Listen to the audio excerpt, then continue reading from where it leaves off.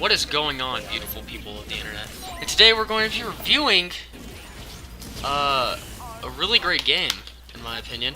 The brand new Ratchet and Clank game, the newest one in the series. They haven't seen a release in quite a while. I think the last release was Into the Nexus, and that game sold for like $20 on PS3. Really, in my opinion, like Ratchet and Clank, the whole series, when it transformed into PS3, just kind of declined, and lots of people lost interest in it. But that's besides the point. Let's get into the review. Right now I just have some gameplay running in the back. I think this is my second, yes, my very second. This is my new Game Plus playthrough right here. So just enjoy that. I will say, when you play the game, it's not really slow at the beginning, but like it's a lot different when you play New Game Plus. Like in terms of like, you know, how like what the diversity of weapons, because you know like they add weapons on the further you go along in the game.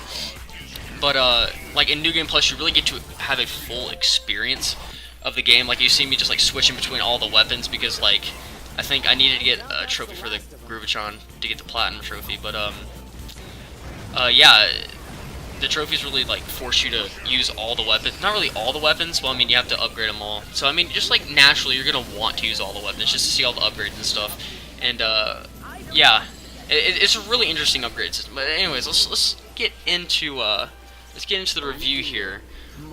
First off, I'd like to just give a little overview of this game. It's the reboot of the original Ratchet and Clank series that came on the PS2 in I believe 2000. I don't know the release date. Okay, I don't do research. This will probably get 10 views. But yeah, I don't need to. I don't work for IGN unless they want me to work for them. I flickety flack and will. Anyways, yeah, this is a reboot of the original series of Ratchet and Clank that came out on the PS2, and one of my favorite games on the PlayStation 2, probably one of my favorite games of all time, is Ratchet and Clank, the original one. So this game held very near and dear to my heart. And when I saw this release, I didn't really think much of it at first until it dropped down to $20, and I was looking at games that were $20 and like really fun to play, and this one popped up on the radar, and I picked it up, and I had a blast. I really enjoyed the gameplay. Was amazing. The graphics, some of the storytelling was different. I mean, I feel I'll get into that in the pros and cons, but so that it's basically a reboot of the original series, and it also coincides with the movie that they made, the Ratchet and Clank movie. It's on Netflix. I think I watched like the first scene and I just stopped watching it because I don't know, I got lazy and I thought it would spoil the game for me. But actually, all the cutscenes that you will not see any movie cutscenes in this because of copyright reasons, and it doesn't let me record it on the PlayStation. But all of the main cutscenes in the game are ported straight from the movie, so they basically work together. They like coexist with each other, and there's an interplay with the movie. And there are a lot of jokes that Quark makes in the beginning, saying that they're making a game out of a movie out of a game. And, I don't know, it's just pretty interesting how I love the humor in the game. I love if you really listen to the conversations that the characters have in between missions, you know, just like not in between missions, but like during the missions, like when you go to Poketaru and there's Big Al and I forgot the dude's name, and you're just like on the boat. If you just really listen into like what they're saying, it's pretty interesting. And that's just one instance. I mean, there's definitely other instances that are really interesting. And just like if you do play the game, just really listen into like what the characters are saying, because you probably find it that's pretty interesting. All right, but let's jump right into the pros of this game. That the things that I found really fun and interesting, and just what made the game really just like fun to play. And my first point is it is very fun. It's a very fun game. It doesn't get repetitive. It doesn't really, you don't really lose interest in it. I mean, for me, I had to play through the game at least twice for the platinum trophy, and I had to play through it a third time, and I enjoyed almost every single second of it. All the collectibles that you have to collect, the gold bolts, they really intensify, I guess, the experience that you have. Like right here, I turned the bolts into Legend of Zelda gems. Like it's pretty insane. Like just like the things you can do with all the gold bolts, and they're really like, even if you're not going for a platinum trophy, really makes them interesting to go ahead and collect. But another point I wanted to make was this game runs very smoothly, even though it does run at, I believe it runs at 40 frames per second and not 60. And that's one of the people's biggest, I guess, like, criticisms about the game is that it runs at such a low frame rate. But I think it doesn't really hurt the game that much with the low frame rates. It really, I feel like the game runs smoothly without 60 frames, even though the original ones did run at 60 frames.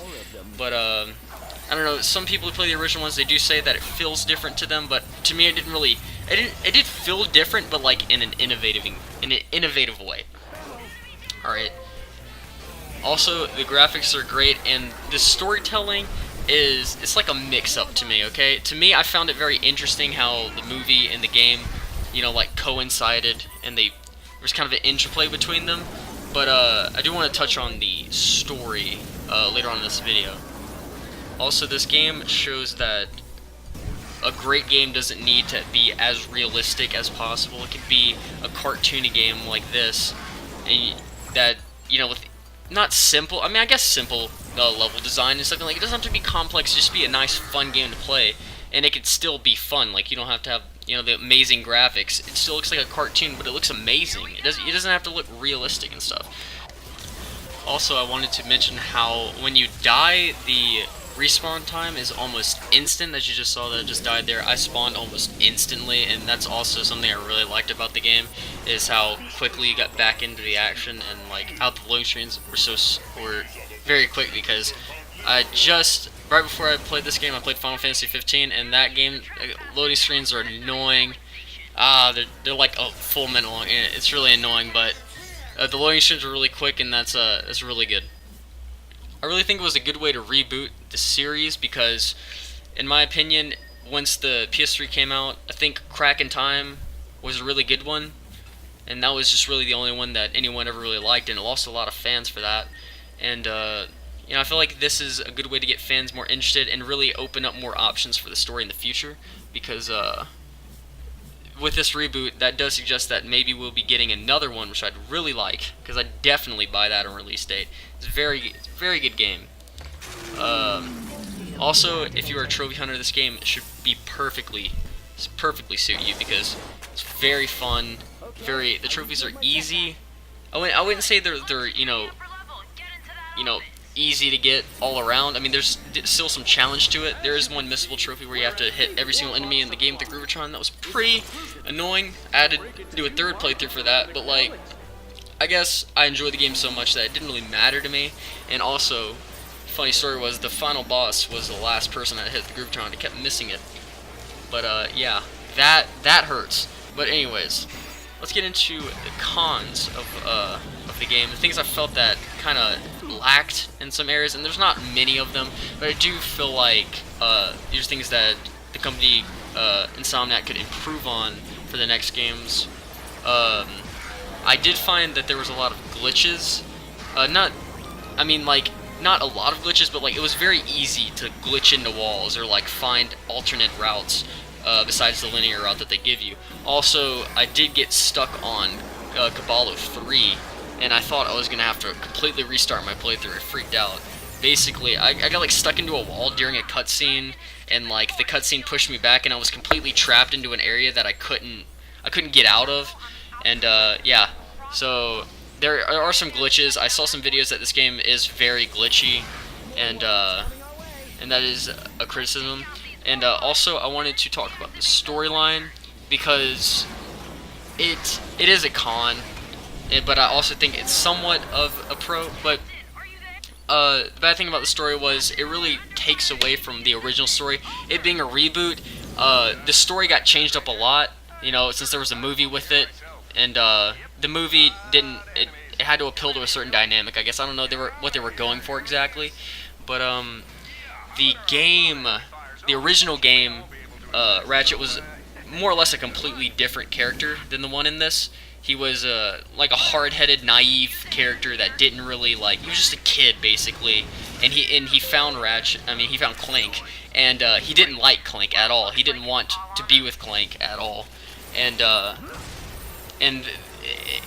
it kind of like shows how dynamic Ratchet was in the first one, how his character changed throughout the story, and I feel like that lacked in this one. Like, you didn't really see how mentally Ratchet progressed through the story. You kind of just played through the first one.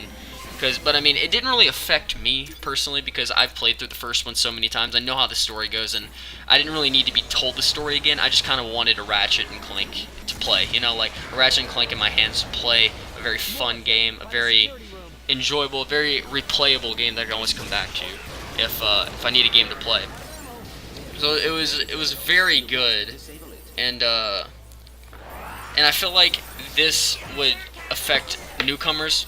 If anyone that never played the Ratchet and Clank series and say they picked this one up first and they're very story driven, they probably find this very annoying, that, you know, the dynamic really isn't there. So the story does lack a little, but you know, I wouldn't bash it that much because I do really enjoy the game as a whole. I think the gameplay makes up for it, and I feel like the collectibles and just everything to do in the game, the races, all that stuff makes up for it.